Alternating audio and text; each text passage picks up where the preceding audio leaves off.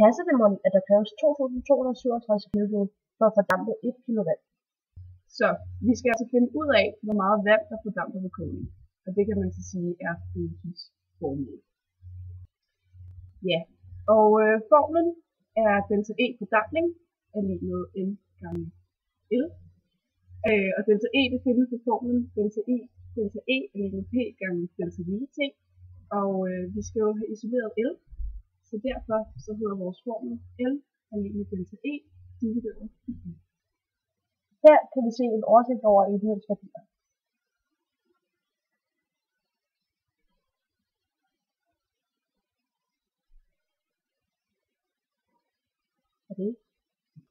Her til venstre ser I vores omregninger, som for eksempel gram til kilo, og i midten er vores udregninger, og her til højre, der står vores resultater.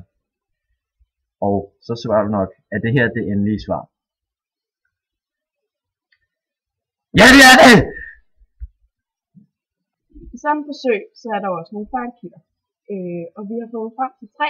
Der er sikkert nogle flere, men et af dem er i hvert fald, at der kan være spildt vand i stedet for fordampet vand. Og massen af fordampet vand er jo beregnet med formlen delta E er lig med P gange delta lille t. Og man måler jo P med en wattaflæser, og som vi også kunne se på vores video, så varierer den jo hele tiden under opvarmning, så derfor kan den godt være lidt upræcis. Og vores tredje fejlkilde er, at man heller ikke kan være 100% sikker på, at man har startet eller sluttet tiden helt præcist. Og vores konklusion med det her forsøg, det er, at forsøgets formål er at finde ud af, hvor meget vand der fordamper, når man koger det i et vist antal minutter. Og vi fandt så ud af, at man kan beregne fordampningsvarmen, altså L, ved at bruge formlen fordampningsvarme med noget ændring i energi, divideret med massen. Og vi fandt frem til, at afvigelsen er 36%. Og dette projekt er lavet af Frederikke, Jonas, Anna og mig selv, Marie. Tak.